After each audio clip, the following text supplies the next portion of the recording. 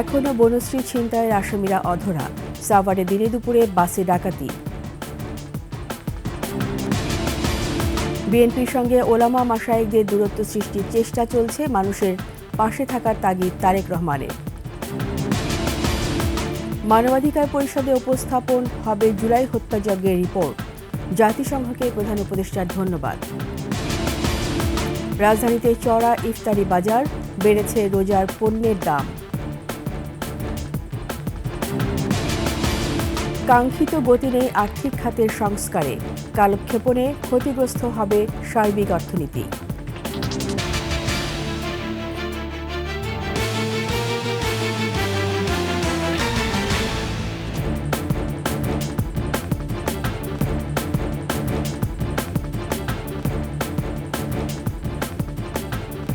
শুনছিলেন সংবাদ শিরোনাম। আমন্ত্রণ রাতের ২১ সংবাদের সাথে আছি রীতা চৌধুরী। দর্শক, ২১ টেলিভিশনের সংবাদ একই সাথে সরাসরি দেখতে পাবেন আমাদের ফেসবুক পেজ www.facebook.com/2124 অনলাইনে। সাবস্ক্রাইব করতে পারেন www.youtube.com/21TV চ্যানেলে।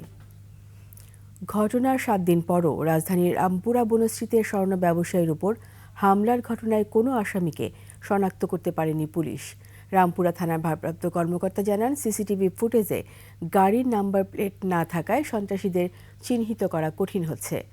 অপরাধীদের দ্রুত গ্রেপ্তার করে বিচারের আওতায় আনার দাবি পরিবারের। বিস্তারিত সুমাইয়া খানের রিপোর্টে। ২৩ ফেব্রুয়ারি রাজধানীর রামপুরা বনশ্রী এলাকায় স্বর্ণ ব্যবসায়ী আনোয়ার হোসেনের ওপর হামলা করে সন্ত্রাসীরা। এক সপ্তাহ পরও এখন পর্যন্ত শনাক্ত করা যায়নি কাউকে। সিসিটিভি ফুটেজে দেখা যায়, আনোয়ার হোসেন তার দোকান বন্ধ করে বাসায় ফেরার পথে মুখোশধারী ৬ থেকে ৭ জন দুর্বৃত্ত তাকে ঘিরে ফেলে। বাধা দিলে গুলি ও ছুরিকাঘাত করে দুর্বৃত্তরা। পরে তারা ১৬০ ভরি স্বর্ণ ও নগদ ১ লাখ টাকা লুট করে পালিয়ে যায়। গুলিবিদ্ধ আনোয়ার হোসেন বর্তমানে ঢাকা মেডিকেল কলেজ হাসপাতালে চিকিৎসাধীন। অপরাধীদের দ্রুত গ্রেপ্তারের দাবি পরিবারের। এমন অবস্থা, আমি একদম পথে বসে গেছি। আমি যে পুনরায় আবার দাঁড়াবো, কি করে দাঁড়াবো? এই ধরনের ঘটনা যেন এই দেশে না ঘটে, এটার উপযুক্ত শাস্তি। রামপুরা থানার ভারপ্রাপ্ত কর্মকর্তা জানান, জড়িতদের শনাক্ত করে দ্রুত আইনের আওতায় আনার চেষ্টা চলছে। পরিকল্পিতভাবে করছে, আমরা ধরে নিয়েছি। কারণ হলো তাদের হেলমেট পরা ছিল, মাস্ক পরা ছিল এবং মোটরসাইকেলগুলিতে নাম্বার প্লেট ছিল না। আমরা খুব দ্রুত এটা প্রকৃত অপরাধীদেরকে আইনের আওতায় আনার চেষ্টা করতেছি। এই ঘটনায় আতঙ্কে স্বর্ণ ব্যবসায়ীরা। সুমাইয়া খান, ২১ টেলিভিশন, ঢাকা। ঢাকার সাভারে দিনে দুপুরে যাত্রীবাহী বাসে ডাকাতির ঘটনা ঘটেছে। রোববার দুপুরে ঢাকা আরিচা মহাসড়কের ব্যাংক টাউন এলাকায় রাজধানী পরিবহনের একটি বাসে এই ঘটনা ঘটে। বাসে থাকা এক ভুক্তভোগী যাত্রী জানান, দুপুর ২টার দিকে বাসটি সাভারের রেডিও কলোনি এলাকায় পৌঁছালে যাত্রী বেশে থাকা ২ জন বাস থামিয়ে আরও কয়েকজনকে ওঠান। পরে তারা ধারালো অস্ত্র বের করে বাসে থাকা ২০ থেকে ২৫ জন যাত্রীকে জিম্মি করে। এ সময় দলে থাকা ৬-৭ জন মিলে যাত্রীদের নগদ টাকা, স্বর্ণালংকার ও মোবাইল ফোন লুট করে।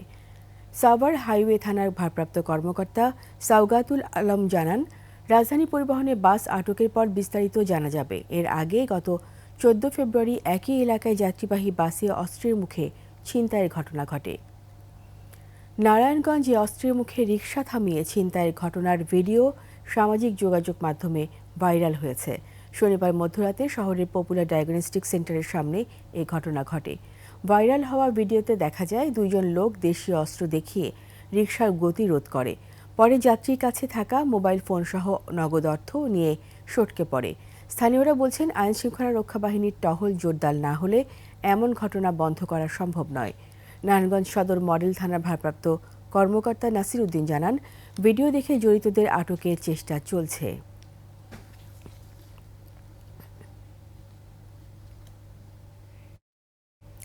নারী পুরুষ উভয়ের ক্ষেত্রে প্রকাশ্যে ধূমপান আইনগত অপরাধ বলে মন্তব্য করেছেন স্বরাষ্ট্র উপদেষ্টা অবসরপ্রাপ্ত লেফটেন্যান্ট জেনারেল জাহাঙ্গীর আলম চৌধুরী।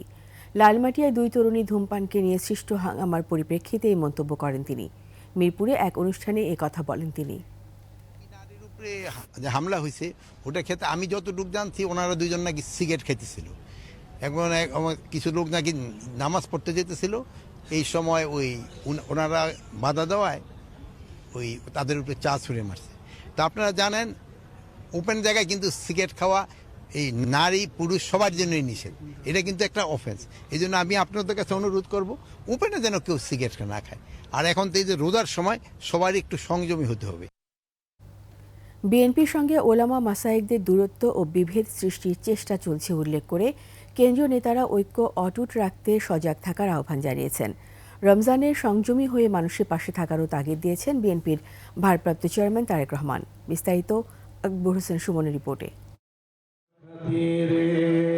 মাহে রমজানের সূচনায় আলেম ওলামা ও এতিমদের জন্য বিএনপির এই ইফতার আয়োজন। এতে লন্ডন থেকে ভার্চুয়ালি যুক্ত হন বিএনপির ভারপ্রাপ্ত চেয়ারম্যান তারেক রহমান। নতুন রাজনৈতিক দলের প্রসঙ্গ টেনে দলটির স্থায়ী কমিটির সদস্য বলেন, জাতির মধ্যে বিভেদ সৃষ্টির চেষ্টা চলছে। একটা বিশেষ ধরে জাতির মধ্যে বিভেদ সৃষ্টি করার চেষ্টা চলছে, দয়া করে আপনারা খেয়াল রাখবেন। আর আপনাদের মতো এরকম একই রকম পোশাক পরা এক শ্রেণী ওটাকে পাতারা দিয়ে যাচ্ছে, দয়া করে আপনারা ওই দিকটা একটু সামাল দেবেন। সিয়াম সাধনায় সংযমী হওয়ার আহ্বান জানান ভারপ্রাপ্ত চেয়ারম্যান। জ্ঞানী ওলেমা মাশায়েখগণ আছেন, আমরা চিন্তা করে দেখতে পারি কিনা, আমরা আলোচনা করে দেখতে পারি কিনা যে বাংলাদেশের মানুষ সারা বিশ্বের মানুষের সাথে একই দিনে আমরা একসাথে রোজা এবং ঈদ পালন করতে পারি কিনা, বিজ্ঞানের যুগে এটি করা সম্ভব কিনা, কোনো উপায় আছে কিনা, এই বিষয়টি আপনাদেরকে আমি চিন্তা করার জন্য অনুরোধ করব। সাবেক প্রধানমন্ত্রী বেগম খালেদা জিয়ার সুস্থতার জন্য দেশবাসীর কাছে দোয়া চান তারেক রহমান। যেটি আমাদের প্রথম এবং যেটি আমাদের শেষ ঠিকানা, সেই মাতৃভূমিকে যেন আল্লাহ একটি রহমত দেন। আকবর হোসেন সুমন, 21 টেলিভিশন, ঢাকা। আগামী 5 মার্চ জাতিসংঘ মানবাধিকার পরিষদের অধিবেশনে জুলাই আগস্ট আন্দোলনের ফ্যাক্ট ফাইন্ডিং রিপোর্ট তুলে ধরবেন সংস্থাটি মানবাধিকার বিষয়ক হাই কমিশনার ভলকার তুর্ক। প্রধান উপদেষ্টা ডক্টর মোহাম্মদ ইউনূসের সঙ্গে সাক্ষাৎ করতে এসে কথা জানান বাংলাদেশে জাতিসংঘের আবাসিক সমন্বয়ক গোয়েন লুইস ও সিনিয়র মানবাধিকার উপদেষ্টা হুমা খান। এ সময় মানবাধিকার লঙ্ঘন এবং 2024-এর জুলাই আগস্ট সম্পর্কিত ফ্যাক্ট ফাইন্ডিং রিপোর্টের জন্য জাতিসংঘকে ধন্যবাদ জানান ডক্টর ইউনূস। বলেছেন, শেখ হাসিনার শাসনামলে সংঘটিত সমস্ত অত্যাচারের যথাযথ দলিলীকরণের প্রয়োজনীয়তা আছে। এর আগে নরওয়ের সাবেক উন্নয়ন ও পরিবেশ মন্ত্রী এরিক সোলহেইমের নেতৃত্বে প্রতিনিধি দল দেখা করে প্রধান উপদেষ্টার সাথে সাক্ষাতে বাংলাদেশে ছোট আকারে সোলার প্ল্যান্ট ও কার্বন বাজার এবং নেপালে জলবিদ্যুতে বিনিয়োগের সুযোগ খোঁজা নিয়ে আগ্রহ প্রকাশ করায় তাদেরকে স্বাগত জানান প্রধান উপদেষ্টা।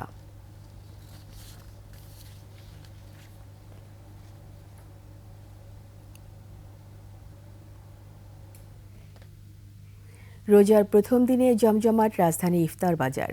ঐতিহ্যবাহী চকবাজারে হরেক রকম পদের পসরা বসলেও গেলবারের চেয়ে বেড়েছে দাম, বাজার চড়া ফলেরও।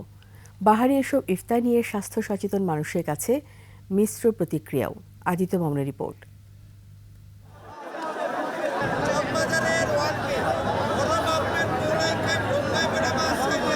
গরু সাসলিট, হাঁস আছে, কোয়েল পাখি আছে, সুতি কাবাব আছে। পুরান ঢাকা চকবাজারে 500 বছরের ঐতিহ্যবাহী ইফতার বাজার। এখানের পাহাড়ি পদগুলোর জনপ্রিয়তা আর সুনাম তাই দেশব্যাপী। বড় বাপের পোলায় খায় কিংবা মাঠা ও নানান মুখরোচক খাবারের সন্ধানে চকবাজারে ভিড় নানা শ্রেণী পেশার মানুষের। আমরা ছোট ছোট কালের মধ্যে মুরব্বীরা খাইতো, ওদেরটা দেখে আমরা শিখলাম। এইটাই ঐতিহ্য। যেমন দই বড়া আছে, বড় বাপের পোলা খায়, আমার বাপদাদারা বড় বাপের পোলা খাইতে। আছে ছোলা, বুট, জিলাপি সহ শতাধিক পদ। হালিমার ফলের জুসেরও আছে চাহিদা। মুরগি কাবাব হলো 150 টাকা, গরু সাসলিট হলো 80 টাকা, মুরগি সাসলিট হলো 60 টাকা, হাঁস হলো 2500 টাকা, কোয়েল পাখি 80 টাকা। ঐতিহ্য ধরে রেখে পরম্পরায় ব্যবসা চালিয়ে যাচ্ছেন স্থানীয়রা।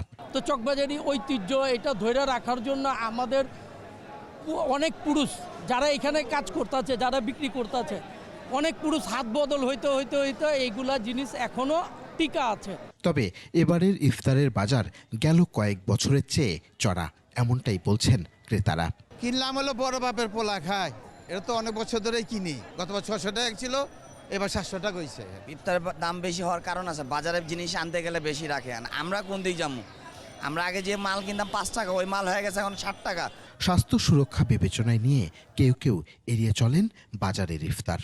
ইফতার আসলে সেরকম কিছু কিনি নাই, মাঠা কিনছি, মালটা কিনছি, আনারস কিনছি। ও বুট পেঁয়াজ ওরকম কিনা হয় না, কিনে ওগুলো বাসায় বানাবে। আদিত্য মামুন, 21 টেলিভিশন, ঢাকা। রমজানে এবারও বেপরোয়া ব্যবসায়ীরা, রীতিনীতির কোনো ধারই ধারছেন না তারা। ভোক্তাদের জিম্মি করে বাড়িয়ে দিয়েছেন বেশ কয়েকটি রোজার পণ্যের দাম।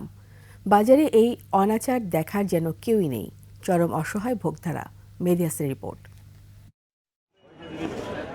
রমজানে সারাদিন রোজা রাখার পর ইফতারে খেজুর থাকতেই হবে, সঙ্গে সামর্থ্য অনুযায়ী ফল খেয়ে থাকেন রোজাদাররা। তবে নিম্নবিত্তের ধরাছোঁয়ার বাইরে এসব পণ্য। মালটার দাম বাড়ছে পার কার্টনে আপনার 700 টাকা।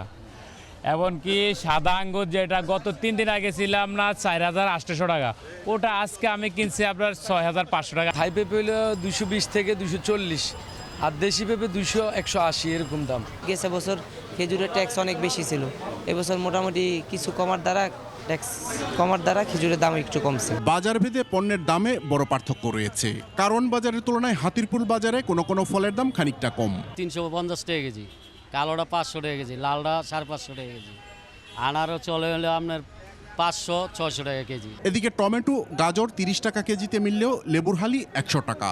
শতক ছাড়িয়েছে শসা ও বেগুনের কেজিও। বেগুন, শসা, লেবু, এই তিনটা আইটেমের দাম একটু বেশি। শসাটা ভাই দেশিরা চলতেছে 100 থেকে 120 টাকা কেজি, আর হাইব্রিড চলতেছে আপনার 60 টাকা 70 টাকা কেজি। লেবুর আলি 120, 150। এক্ষেত্রেও হাতিরপুল বাজারে কিছু কিছু সবজির দাম তুলনামূলকভাবে কম। বেগুন হলো লাম্বার কেজি হলো 60 টাকা, মানে লম্বা বেগুন যেটাকে বলে, আর যেটা হলো বোতল বেগুন এটা হলো 80 টাকা। লেবু হলো কোয়ালিটি আছে 3টা, একটা হলো 60 টাকা, একটা 80 টাকা, একটা 60 টাকা। ছোলা, ডাল, চিনির মতো পণ্যের সরবরাহ ঠিক থাকলেও রমজানের আগে থেকেই বাজারে মিলছে না সয়াবিন তেল। রমজান উপলক্ষে তো কোনো মালের শর্ট নাই, খালি একটু সয়াবিন তেলটা শর্ট, আর নইলে সব কিছু অ্যাভেলেবেল। রমজান এলেই কিছু পণ্য নিয়ে কেন সংকট তৈরি হয় প্রশ্ন সাধারণ মানুষের। কালকে 50 টাকা 60 টাকা ছিল, আজকে 160 টাকা। আমাদের চৈত্র রমজান আসলে বাড়ে, কিন্তু বাইরের দেশে তো রমজান আসলে আরো কমে। এদিকে ইফতারের অন্যতম অনুষঙ্গ চিরা মুড়ির দাম আছে আগের মতোই। পাতি চেরা আমরা বিক্রি করতেছি 70 টাকা করে, লালটা যেটা ওটা 80 টাকা করে বেচতেছি, আগের দামে চলতেছে। মাছের দাম এখনো চড়া। গত সপ্তাহে যে রেট ছিল ওই রেটই আছে, আর মাছের আমদানি মোটামুটি ভালো। গরু, খাসির মাংসের দাম গরিবের নাগালে নেই আগে থেকেই, তবে সাধারণ মানুষের ভরসা ব্রয়লার মুরগির দাম নতুন করে আর বাড়েনি। ব্রয়লার মুরগি কালকে বেচছি 200 টাকা, আজকে বেচতেছি 190 টাকা। ডিমের ডজন এখন 120 টাকা। মেহেদি হাসান, 21 টেলিভিশন, ঢাকা। অন্তর্বর্তী সরকারের 7 মাসেও আর্থিক খাতের সংস্কারে কাঙ্ক্ষিত গতি আসেনি। এ নিয়ে 3টি টাস্কফোর্স গঠন করা হলেও তাদের কাজে প্রত্যাশিত গতি দেখছেন না অর্থনীতিবিদ ও ব্যবসায়ীরা। বলছেন, সংস্কার নিয়ে কালক্ষেপণ করলে সার্বিক অর্থনীতির জন্য তা মোটেও মঙ্গলজনক হবে না। দ্রুত সময়ে টাস্কফোর্সের সুপারিশ ও সংস্কার কার্যক্রম শেষ করার তাগিদ দিচ্ছেন তারা। বিস্তারিত সঞ্জয় অধিকারী রিপোর্টে। বিগত আওয়ামী লীগ সরকারের 1.5 দশকে দেশের ব্যাংক খাত থেকে লুট হয়েছে অন্তত 20 বিলিয়ন মার্কিন ডলার। গুটি কয়েক অলিগার্কের চরম লুটপাটের শিকার প্রায় অর্ধ ডজন ব্যাংক এখনও ঝুঁকির মধ্যে। যেহেতু আমরা ওই নিয়ম নীতিগুলা সঠিকভাবে পালন করতে পারি না বলে কিন্তু আমরা দেখেছি বাংলাদেশে একটা ডিফল্ট কালচার কিন্তু তৈরি হয়েছে, এবং এই ক্ষেত্রে আইন ভাঙা এবং আইনের শাসনকে যে আমরা স্ট্যাবলিশ করতে পারি না, সেটা একটি বড় একটি আমাদের জন্য আমি মনে করি যে বাধা ছিল। এদিকে হু হু করে বাড়ছে এসব ব্যাংকের খেলাফি ঋণ। গত অক্টোবর-ডিসেম্বর প্রান্তিকে শ্রেণীকৃত ঋণ বেড়েছে প্রায় 61,000 কোটি টাকা। অন্তর্বর্তী সরকার দায়িত্ব নেয়ার পর আর্থিক খাতে লুটপাটের শ্বেতপত্র প্রকাশ করা হয়। এছাড়া আর্থিক খাতে সংস্কার নিয়ে কাজ করছে 3টি টাস্কফোর্স। তবে সংস্কার শুরু হলেও এখনও তা কাঙ্ক্ষিত পর্যায়ে পৌঁছায়নি বলে মনে করছেন ব্যবসায়ীরা। অর্থনীতি নিয়ে আসলে কারোই কিন্তু সময় নেওয়ার কোনো উপায় নাই। এখন পর্যন্ত রাজনীতিবিদদেরকেও দেখতেছি না বা সরকারকেও দেখতেছি না যে অর্থনীতি will B A first priority, এবং এটাকে কিন্তু তাদের ডিস্টার্ব করা উচিত না। অর্থনীতিবিদদের মতে স্বল্প সময়ে আর্থিক খাতের এত বড় ক্ষত সারানো দুরূহ কাজ। ইন্টারিম গভর্নমেন্টের কাছে আমাদের প্রত্যাশা আছে, কিন্তু মনে রাখতে হবে তারা তো মাত্র এই 6 মাস ধরে ক্ষমতায় আছেন। এই 6 মাসের মধ্যে তো সব সংস্কার করে এই সুবিধাগুলো দেওয়া হতে সম্ভব হবে না। কিন্তু এই কালচারটা আমাদেরকে তৈরি করতে হবে। আর্থিক খাতের সংস্কারে সময় ক্ষেপণ করলে তা ভবিষ্যৎ অর্থনীতির জন্য অশুভ পরিণতি বয়ে আনবে বলে আশঙ্কা বিশ্লেষকদের। সঞ্জয় অধিকারী, 21 টেলিভিশন, ঢাকা। নিচ্ছি সংবাদ বিরতি। যখন ফিরবো তখন অন্যান্য খবরের সঙ্গে আরও থাকবে। ভর্তিতে কোটার সুবিধা পাবেন জুলাই অভ্যুত্থানে আহত ও শহীদ পরিবারের সদস্যরা।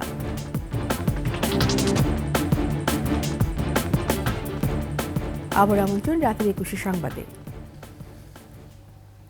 মুক্তিযোদ্ধা ও শহীদ মুক্তিযোদ্ধাদের পুত্র কন্যাদের পাশাপাশি জুলাই গণ অভ্যুত্থান 2024-এ আহত ও শহীদ পরিবারের সদস্যদেরও সরকারি মাধ্যমিক বিদ্যালয়ে ভর্তির জন্য কোটা রাখার সিদ্ধান্ত নিয়েছে সরকার। আগে নীতিমালায় ভর্তিতে মুক্তিযোদ্ধা ও শহীদ মুক্তিযোদ্ধাদের পুত্র কন্যাদের জন্য 5% কোটা ছিল। এখন এই 5%-এর মধ্যে জুলাই গণ অভ্যুত্থান 2024-এ আহত ও শহীদ পরিবারের সদস্যরাও যুক্ত হবেন। এ বিষয়ে সম্প্রতি শিক্ষা মন্ত্রণালয়ের নতুন অফিসে আদেশে বলা হয়েছে, মুক্তিযোদ্ধা ও শহীদ মুক্তিযোদ্ধাদের পুত্রকন্যা এবং জুলাই গণ অভ্যুত্থান 2024-এ আহত ও শহীদ পরিবারের সদস্যদের সরকারি মাধ্যমিক বিদ্যালয়ে ভর্তির জন্য 5% আসন সংরক্ষিত থাকবে। এক্ষেত্রে সংশ্লিষ্ট ব্যক্তির মুক্তিযুদ্ধ বিষয়ক মন্ত্রণালয় থেকে ইস্যু করা মুক্তিযোদ্ধার সনদ বা জুলাই গণ অভ্যুত্থান 2024-এ শহীদদের গেজেট যথাযথভাবে যাচাই করে ভর্তি কার্যক্রম সম্পন্ন করতে হবে। জাতি ও ইসলামের কল্যাণে দেশের আলেম সমাজকে ঐতিহাসিক ভূমিকা পালনের আহ্বান জানিয়েছেন জামায়াতে ইসলামের আমির ডক্টর শফিকুর রহমান। ঢাকা মহানগর উত্তর জামায়াতের উদ্যোগে ইফতার মাহফিলে এই আহ্বান জানান তিনি। এ সময় তিনি দেশের দ্বীনি শিক্ষা সম্প্রসারণের উপর জোর দেন। বলেন, অন্ধকার থেকে সমাজকে আলোতে আনতে দ্বীনি শিক্ষার কোনো বিকল্প নেই। এ সময় ক্ষুধা, দারিদ্র্য ও বৈষম্যমুক্ত নতুন বাংলাদেশ গড়তে সকলকে ঐক্যবদ্ধ হওয়ার আহ্বানও জানান জামায়াতের আমির। যত প্রসার হবে, দুনিয়ার জমিন থেকে অন্ধকার তত বেশি দূর হবে, জুলমাত দূর হবে। দিনের শিক্ষা যখন সংকুচিত হয়ে আসবে, জুলমাত তখন বেড়ে যাবে। আমরা এমনই একটা জুলমাতের মধ্যে পড়ে গিয়েছিলাম গত 15.5 বছর। এদেশে আলিম উলামা ছিলেন সবচেয়ে বেশি অপদস্থ। জাতিকে একটি অবাধ সুষ্ঠু নির্বাচন উপহার দেওয়ার প্রতিশ্রুতি ব্যক্ত করেছেন প্রধান নির্বাচন কমিশনার এএমএম নাসির উদ্দিন। রাজধানীতে জাতীয় ভোটার দিবসের কার্যক্রম উদ্বোধন করে সিইসি বলেন, বিগত সময়ে ভোটের প্রতি মানুষের আগ্রহ ছিল না, যা এখন বেড়েছে। জনগণের প্রত্যাশা পূরণ করাই কমিশনের প্রধান চ্যালেঞ্জ উল্লেখ করে প্রধান নির্বাচন কমিশনার জানান, দেশে এখন মোট ভোটার সংখ্যা 12,37,3274 জন। বিস্তারিত জানাচ্ছেন নাহিদ সিরাজি নিম্মি। তোমার আমার বাংলাদেশে ভোট দেব মিলেমিশে প্রতিপাদ্য নিয়ে সপ্তমবারের মতো জাতীয় ভোটার দিবস উদযাপন করছে নির্বাচন কমিশন। প্রতি বছর 2 মার্চ এই দিবসটি পালন করা হয়। কমিশন ভবনে আলোচনা অনুষ্ঠানে নির্বাচন কমিশনাররা বলেন, একটি ভঙ্গুর নির্বাচন ব্যবস্থা এবং ভুলণ্ঠিত ভাবমূর্তি থেকে বেরিয়ে এসে ভোট বিমুখ জনগোষ্ঠীকে ভোটের প্রতি আগ্রহ তৈরি করার সুযোগ সৃষ্টি হয়েছে। আনুমানিক 18 লক্ষ নতুন ভোটার আবেদন করেছেন। আমরা জানতে চেয়েছিলাম আমাদের সংশ্লিষ্ট সকল অনুবিভাগের কাছে, আমাদের যে বর্তমান নির্বাচন কমিশন দৃঢ়ভাবে বিশ্বাস করে এবং ইস্পাত কঠিন প্রতিজ্ঞাবদ্ধ, ভেঙে যাব মস্কাবো না। কমিশনের সংস্কারের তাগিদ দিয়ে স্কুলের খোলা মাঠে ভোট আয়োজনের আগ্রহের কথা জানান তারা। নির্বাচন তো সাধারণত হয় স্কুল মাঠে, স্কুল কলেজ এই ধরনের মাঠে, তাই না? তার তো একটা বাউন্ডারি থাকে, পাকা বাউন্ডারি থাকে, তার ভিতরের যে মাঠ, সেই মাঠে আমি সেটা করতে চাই। এই কমিশন খুব কথায় বোধহয় বিশ্বাস করতে নাই, আমাদের কাজেই আমরা দেখাতে চাচ্ছি। এ সময় প্রধান নির্বাচন কমিশনার বলেন, একটি ভালো নির্বাচন উপহার দেওয়ার জন্য জাতির কাছে প্রতিজ্ঞাবদ্ধ তার কমিশন। আমাদের এজেন্ডা হচ্ছে বাংলাদেশের এজেন্ডা, আমাদের এজেন্ডা হচ্ছে বাংলাদেশের এজেন্ডা, আমাদের এজেন্ডা হচ্ছে সুষ্ঠু সুন্দর একটা গ্রহণযোগ্য নির্বাচনের এজেন্ডা। আমরা সেই এজেন্ডা যেটা ওয়াদা যেটা করেছে সেটা ডেলিভার করার জন্য আমরা কাজ করছি। অনুষ্ঠানে জুলাই গণ অভ্যুত্থানে আহত 13 জনের হাতে স্মার্ট জাতীয় পরিচয়পত্র তুলে দেন প্রধান নির্বাচন কমিশনার। এর আগে সকালে আগারগাঁওয়ে জাতীয় ভোটার দিবসের কার্যক্রম উদ্বোধন করেন প্রধান নির্বাচন কমিশনার এএমএম নাসির উদ্দিন। পরে বের করা হয় বর্ণাঢ্য র্যালি। নাহিদ সিরাজি নিম্মি, 21 টেলিভিশন, ঢাকা। নামেই নগরবাসীর হাঁটা চলার ফুটপাত, অথচ পথচারীদের হাঁটার কোনো উপায় নেই। ফুটপাত দখল করে পণ্যের পসরা সাজিয়ে বসেছেন হকাররা। বাধ্য হয়ে যানবাহনের আশেপাশে ঝুঁকি নিয়ে চলছেন পথচারীরা। এতে প্রায়ই ঘটছে দুর্ঘটনা। রাজধানীর অন্যতম ব্যস্ততম গাউসিয়া মার্কেট এলাকা ঘুরে এসে বিস্তারিত জানাচ্ছেন মাহতাব মিনহাজ। ক্যামেরায় ছিলেন আব্দুর রাজ্জাক। রাজধানীর নিউ মার্কেট গাউছিয়া মোড়, এখানকার ফুটপাতে অবৈধভাবে গড়ে তোলা হয়েছে প্রায় হাজারখানেক দোকান। ভাসমান এসব দোকানে গাদাগাদি ভিড়, দেখে বোঝার উপায় নেই এটি ফুটপাত নাকি ব্যবসা কেন্দ্র।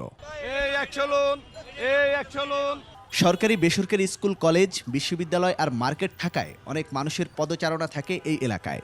এত পথচারী, অথচ ফুটপাত ধরে চলাচল করার কোনো সুযোগ নেই এখানে। বিষয়টি নিয়ে 21-এর টিম সরেজমিনে গেলে প্রতিবেদকের উপর চড়াও হন হকাররা।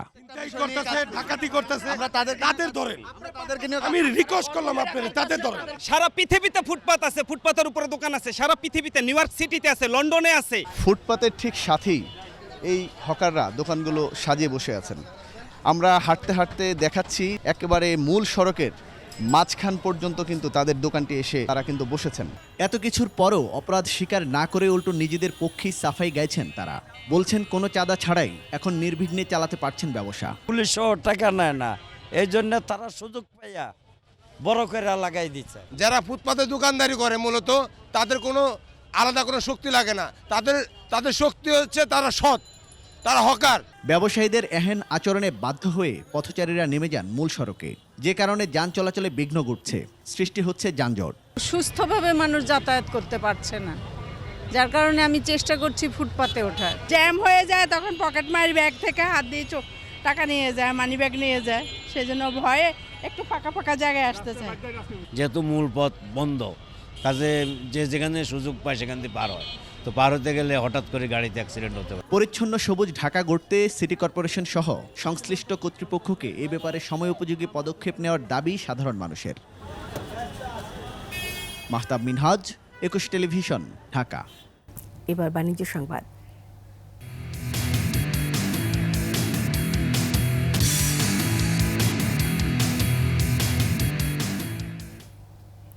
তরুণদের স্বাস্থ্যকর জীবনযাত্রায় উৎসাহিত করতে রাইজের আয়োজন হয়ে গেল রাইজ নিয়ন রান। বাংলালিংকের AI নির্ভর প্রোডাক্টিভিটি টুলস সমৃদ্ধ অনন্য লাইফস্টাইল ব্র্যান্ড রাইজ এই আয়োজন করে। ফোর্টিস স্পোর্টস গ্রাউন্ডে প্রথমবারের মতো এই নিয়ন লাইট 9 রান এর আয়োজন করা হয়। ঢাকার ফ্লোর ওয়ার্ম আপ সেশনের পর অংশগ্রহণকারীরা গ্লো ইন দ্য ডার্ক টার্কের উপর দৌড়ান। সেখানে রাইজের সক্ষমতা ও উদ্দীপনার প্রতীক হিসাবে তাদের চেহারা নিয়ন পেইন্ট দিয়ে রাঙানো ছিল।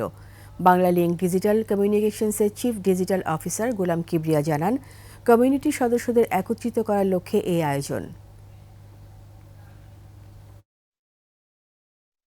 শেষ করছি রাতের 21 সংবাদ। যাবার আগে সংবাদ শিরোনামগুলো আরও একবার। এখনও বনশ্রী ছিনতাইয়ের আসামিরা অধরা। সাভারের দিনে দুপুরে বাসে ডাকাতি। বিএনপির সঙ্গে ওলামা মাশায়েখদের দূরত্ব সৃষ্টির চেষ্টা চলছে, মানুষের পাশে থাকার তাগিদ তারেক রহমানের। মানবাধিকার পরিষদে উপস্থাপন হবে জুলাই হত্যাযজ্ঞের রিপোর্ট, জাতিসংঘকে প্রধান উপদেষ্টার ধন্যবাদ। রাজধানীতে চড়া ইফতারি বাজার, বেড়েছে রোজার পণ্যের দাম।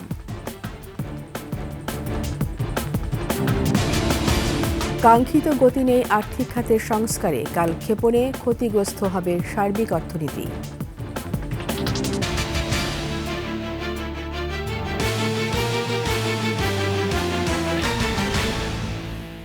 সবশেষ সংবাদ জানতে ডায়াল করুন 202 নম্বরে, আর ভিজিট করুন 21-tv.com ওয়েবসাইটে। ফেসবুকে ভিজিট করতে পারেন www.facebook.com/2124 অনলাইনে। সাবস্ক্রাইব করতে পারেন www.youtube.com/21tv চ্যানেলে। এতক্ষণ সঙ্গে থাকার জন্য ধন্যবাদ সবাইকে। পরবর্তী সংবাদ রাত 1টায় দেখার আমন্ত্রণ রইল। 21-এর সাথেই থাকুন।